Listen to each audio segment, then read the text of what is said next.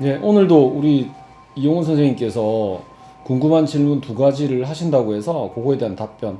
당분간 그 이용훈 선생님 그 질문에 대한 답변을 몇 차례 할 것 같거든요. 왜냐하면 저희 채널이 물리치료사 선생님들하고 운동 전문가 선생님들이 많이 보셔서 이런 질문들이 좀 도움이 될 것 같아요. 그래서 제가 촬영하고 있는 겁니다. 예? 네, 원장님 첫 번째 질문 드리겠습니다. 오랜 기간 병원을 운영해 오시며 많은 환자분들을 보셨고 많은 치료를 해오셨을 텐데 혹시 도수 치료에도 트렌드가 있는지 혹은 예전과 현재의 도수 치료의 트렌드 변화가 있는지 궁금합니다. 트렌드라는 건 따로 없는 것 같고요. 몰라서 못했던 거죠. 과거에. 솔직하게 말씀드리면. 그러니까 저는 필요에 의해서 공부를 했던 사람인지라 공부를 좋아하는 사람은 없잖아요. 그런데 제가 예전에도 밝힌 바와 같이 제가 도수 치료를 솔직히 말씀드리면 제가 그냥 통증을 보면서 도수 치료하면 그냥 좀 편안하게 돈을 벌지 않을까? 이런 생각을 솔직히 했었어요. 솔직히. 그런데 이게 뭐라고 해야 될까? 너무 짜증이 나기 시작했어요. 이 제대로 뭔가를 모르고 한다는 게. 그래서 그때부터 이제 책을 보기 시작했고 공부를 하기 시작했는데 트렌드라는 건 딱히 없고요. 환자에게 도움이 될 수 있는 학문은 다 공부해서 접목을 해야 된다고 생각하고 저의 단점은 제가 직접 환자를 많이 그러니까 도수를 직접 하지 못하기 때문에 한계가 분명히 있을 거예요. 있는데 제가 꿈꾸는 이상은 뭐였냐면 내가 공부를 많이 하고 도수 치료를 하는 선생님들에게 많은 동기부여를 하고 가르치고 그 다음에 도수치료사 선생님들이나 도수치료를 하는 물리치료사 선생님들이 그런 동기부여를 받아서 공부를 더 많이 하고 환자를 더 정성어리게 보면 진짜 최고의 병원이 되지 않을까라는 생각을 했었죠. 그래서 트렌드라는 건 딱히 없는 것 같고 공부를 얼마나 하는지에 따라서 방법론적인 게 바뀌겠죠. 그 다음에 제일 중요한 건 역시나 제가 항상 강조하고 있는 진단 부분인데 이 진단이 말처럼 그렇게 쉽지 않은 거를 여러분들도 아시겠죠. 진짜 난해하고 어렵죠. 그래서 한 가지의 그 진단명 안에도 여러 가지로 파생되는 진단명이 있을 수밖에 없기 때문에 그런 부분들이 뭐 이제 혹자들은 잘 모르니까 트렌드다 뭐 이렇게 얘기하고 있는 것처럼 보이는데 트렌드는 딱히 없어요. 제가 보기엔. 뭐 점점 더 발전할 수는 있겠죠. 과거에 비해서 현재 많은 연구가 이루어지고 논문이 쏟아져 나오고 있으니까 그런 부분에 대해서 뭐 조금 새로운 학문이 나올 수 있는 거 반면에 뭐 새로운 유행이나 이런 건 특별히 없는 것 같습니다.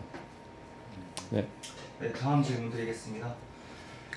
초년생 물리치료사 선생님들이 처음 라이센스를 획득하고 자기 개발을 위해 여러 교육을 듣는데 혹시 원장님께서 초년생 물리치료사 선생님들이 많고 많은 교육 중 필수로 초반에 들었으면 하는 교육이 있을까요? 이거 솔직하게 말씀드리면요.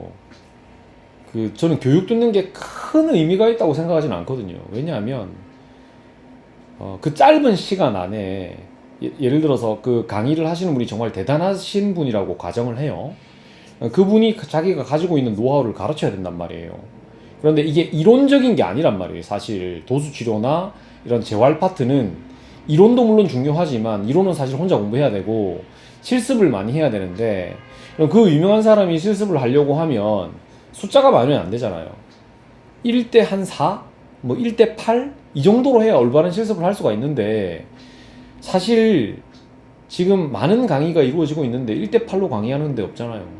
뭐 1대 50, 1대 100, 많게는 뭐 1대 200 뭐 이런 식으로 강의하잖아요. 그럼 그게 진짜 의미가 있냐는 거죠. 제가 생각하기에. 그런데 의미를 부여할 수는 있어요. 뭐냐면 저는 강의가 이쪽의 강의, 뭐 도수치료라든지 운동 전문가를 위한 강의, 비싼 강의도 되게 많다고 알고 있는데 동기부여 측면에선 저 분명히 도움이 된다고 생각해요. 동기부여. 그런데 자기가 공부하지 않고 그분의 지식을 얻어간다는 측면에서는 비용 대 효과 면으로 보면 굉장히 떨어진다라고 생각해요. 물론 뭐 돈이 많아서 그냥 나는 편안하게 공부할래 한다면 그것 또한 의미가 있을 것 같아요. 왜냐하면 편안하게 지름길을 알려줄 수 있으니까 그런 부분에 대해서는 도움이 될 것 같은데 그렇다면 이제 어떤 분에게 강의를 듣는 게 좋냐? 저한테 들어야죠, 저한테. 농담이고요. 일단 필드에서 열심히 활동하고 있는 분한테 강의를 들으라고 추천을 드리고 싶어요. 그러니까 필드에서 실제 환자를 보고 그거에 대한 경험으로 이제 이론과 접목해서 하는 강의랑 그냥 이론만을 평생 동안 주구장창 이렇게 해서 하는 강의는 분명히 차이가 있을 수밖에 없어요. 제가 보기에. 그래서 실제 필드에서 환자를 보고 환자에 대해서 이제 정말 많은 경험을 하신 분들의 강의를 듣는 게 좀 더 유익한 강의가 되지 않을까.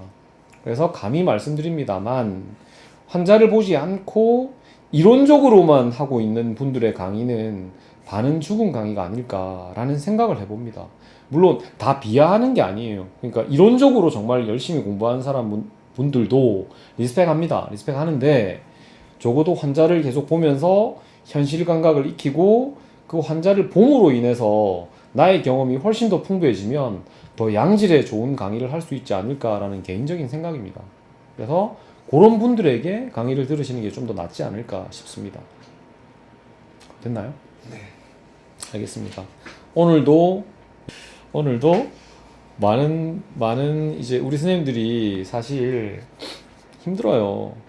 예, 저는 항상 오랫동안 물리치료사 선생님들의 편에 서서 많이 도와주려고 노력하고 있던 사람 중에 한 명으로서 막 이게 보이거든요. 정말 힘들어하는 게. 이게 여러 가지 이유가 있어요. 그 힘들어하는 게 뭐 환자를 보고 있는데 나의 능력 밖에 너무나 힘든 환자를 만났을 때 벽에 부딪히는 그 심정은 안 겪어본 사람은 모르겠죠. 근데 또 하나는 뭐 그렇게 어려운 환자는 없었는데 체력적으로 부딪히는 경우도 분명히 있을 수 있습니다. 체력적으로 부딪히면 자기가 더 발전해야 되는 공부를 또 못하게 됨으로써 우울해질 수도 있거든요. 그런 여러 가지 문제가 여러분들도 있을 텐데 힘내야 돼요. 그리고 나이 들어서 공부하면 더 힘드니까 적어도 40대 초반까지는 진짜 많은 공부를 해서 자기 발전을 이뤄내야 돼요. 돈을 버는 것도 물론 중요하지만 자기가 열심히 노력해서 합당한 돈을 버는 게 진짜 기분 좋은 일이라는 걸 잊지 않으셨으면 좋겠어요. 그래서 오늘도 여기까지 내용이 도움이 되었다면 구독, 좋아요, 알림 설정까지 부탁드릴게요. 다음번에 우리 실습도 준비합시다. 네, 알겠습니다. 실습 어떤 내용 할까? 미리 우리 얘기해드리고 가면 좋을 것 같은데 많이 하고 있는데 양 찍은 거 진짜 많을걸 우리? 그런 거 생각해보면 다음 주까지 생각해보세요. 생각하고 찍읍시다. 네, 알겠습니다. 오늘 하여튼 많이 봐주셔서 너무 감사합니다. 다음에 뵐게요. 오늘 이만 마치겠습니다. 감사합니다.